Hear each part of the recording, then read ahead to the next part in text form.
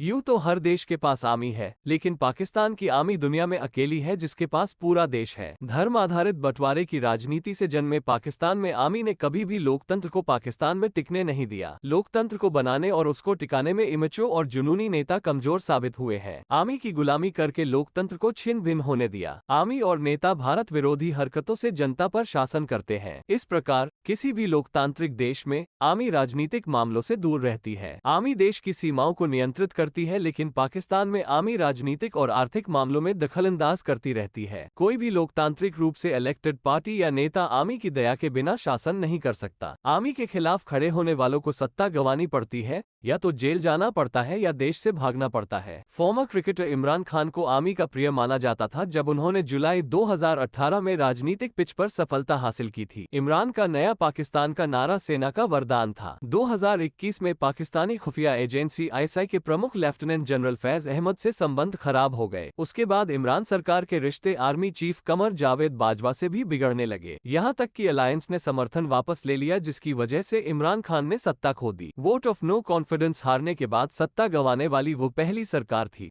और इन सब के पीछे आर्मी का ही हाथ था। आर्मी ने किसी भी चुनी हुई लोकतांत्रिक सरकार को 5 साल तक चलने नहीं दिया। आर्मी समय समय पर राजनीतिक दलों पर प्रतिबंध लगाती रही है। इमरान खान की राजनीतिक पार्टी पीटीआई पर भी प्रतिबंध का खतरा मंडरा रहा है। आर्मी का जरा सा भी विरोध करने वाले नेताओं या लोगों को आर्मी एक्ट का डर दिखाया जाता है। हाल ही में पूर्व प्रधानमंत्री इमरान खान को विपक्ष में रहकर आर्मी का विरोध जारी रखना महंगा पड़ गया है। 9 मई को गिरफ्तारियों के कारण हिंसक दंगे और तोड़फोड़ हुई, जिसने आर्मी की चौकियों को भी नहीं बख्शा। आर्मी इमरान खान के खिलाफ आर्मी एक्ट के तहत मुकदमा चलाने और उन्हें उम्र कैद से लेकर मौत की सजा देने की योजना बना रही है। आर्मी द्वारा बेइज्जत इमरान अगर कोई समझौता नहीं करते हैं और विरोध जारी रखते हैं तो या तो देश निकाला या जेल जाना तय है। यह वही आर्मी है जिसने बेनज़ीर भुट्टो जरदारी के पिता स्वर्गीय जुल्फकार अली भुट्टो को सत्ता में लाई थी, और उसी आर्मी ने उन्हें फांसी तक पहुंचाया था। 1971 में पूर्वी पाकिस्तान, जिसे बांग्लादेश के नाम से जाना जाता है, जो पाकिस्तान से अलग हो गया था, उसमें भी पाकिस्तानी आर्मी की बड़ी भूमिका थी। बांग्लादेश मुक्ति संग्राम में इंडियन आर्मी ने साहस और सूझबूझ से पाकिस्तानी आर्मी को परास्त किया था। अमेरिका से मिले हथियारों के दम पर पाकिस्तानी आर्मी ने भारत से जितनी बार भिड़ंत की है,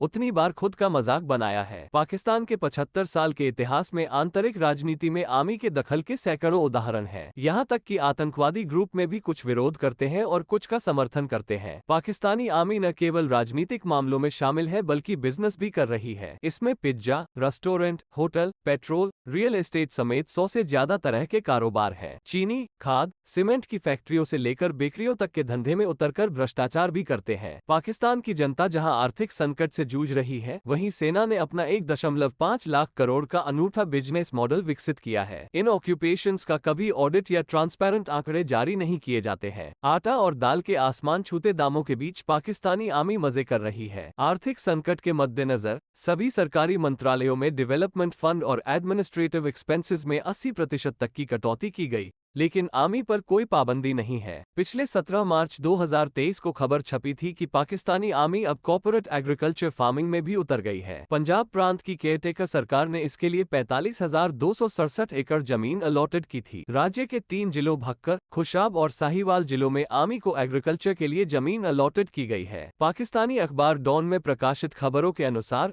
8 मार्च को पंजाब सरकार और पाकिस्तान सरकार के बीच एक समझौते के तहत जमीन आर्मी को सौंपी गई थी, और इसके रेवेन्यू का 60% हिस्सा आर्मी अपने पास रखेगी। रिसोर्सेज एंड मैनेजमेंट आर्मी खुद होगी। पाकिस्तान में लगभग 2 से 3 लाख कर्मचारियों के साथ एक बड़ा बिजनेस ग्रुप है, जिसका एनुअल रेवेन्यू 26.5 अरब से अधिक है, जिसे आर्मी द्वारा चलाया जाता है। ये कारोबार Askari Shaheen foundation, Fauji foundation, Pakistan army foundation, Pakistan air force foundation, Pakistan navy और army welfare trust, defence housing authority और कई अन्य मिलिट्री ऑर्गेनाइजेशंस के सहयोग से चलाया जाता है। इससे करोड़ों गरीब लोगों को नहीं बल्कि कुछ शेयर होल्डर को फायदा होता है। ये शेयर होल्डर ज्यादातर रिटायर्ड आर्मी ऑफिसर और ऑनरेबल पर्सन है। अस्करी बैंक पाकिस्तान के 5 बैंकिंग इंस्टीट्यूट्स में से एक है, जिसकी मालिकी पाकिस्तानी आर्मी के पास है। पाकिस्तानी आर्मी का कुल घरेलू और विदेशी कारोबार 100 अरब डॉलर का होने का अनुमान है। पाकिस्तान के मिनिस्ट्री ऑफ डिफेंस ने देश की सभी मिलिट्री ब्रांचेस के लिए एक ट्रस्ट बनाया। आर्मी के पास गुजरांवाला, बहावलपुर, इस्लामाबाद, रावलपिंडी, कराची, लाहौर, पेशावर और वेटर में डिफेंस हाउसिंग अथॉरिटी है। पाकिस्तान के लोग गरीब होते जा रहे हैं जबकि आर्मी अमीर होती जा रही है। दान और ईमानदारी के नाम पर यूनिवर्सिटीज और प्रॉपर्टीज से भी जनता को लूट रहे हैं। पाकिस्तान का एक भी जनरल ऐसा नहीं है जिसके कार्यकाल में कोई भ्रष्टाचार या विवाद न हुआ हो। पिछले नवंबर में पूर्व आर्मी चीफ जनरल बाजवा पर गोलमाल का आरोप लगा था। एक इन्वेस्टिगेटिव जर्नलिज्म फोरम ने दावा किया कि बाजवा अपने कार्यकाल में अरबपति बन गए थे। बाजवा की संपत्ति में 12.7 अरब रुपये का इजाफा हुआ है। बाजवा के करीबी लोगों और परिवार की न सिर्फ आमदनी बढ़ी है बल्कि नए कारोबार भी आने लगे हैं। लाहौर और इस्लामाबाद जैसे शहरों में आलीशान संपत्तियों के मालिक बन गए हैं। पाकिस्तान मीडिया में दिए गए कारोबार और संपत्ति के ब्यौरे के मुताबिक जनरल फैमिली ने अपने 6 साल के कार्यकाल में 12 अरब डॉलर से ज्यादा की संपत्ति जमा की है। जनरल ही नहीं, उनके नीचे के अफसरों से लेकर सिपाही तक सब ने करोड़ों बनाए हैं। माना जाता है कि पाकिस्तानी आर्मी में जितना ऊंचा ओहदा होता है उसके पास उतनी ही ज्यादा दौलत होती है। उनके पास पैसे की कोई कमी नहीं है और इसलिए रियल एस्टेट में बड़ा इन्वेस्टमेंट किया है। चर्चा है कि पाकिस्तानी आर्मी के 25 रिटायर्ड ऑफिसर्स के स्विस बैंकों में 80,000 करोड़ रुपए हैं। भ्रष्टाचार के मामलों में मेजर रैंक से ऊपर के कुल 70 से अधिक मिलिट्री ऑफिसर्स को बर्खास्त किया जा चुका है।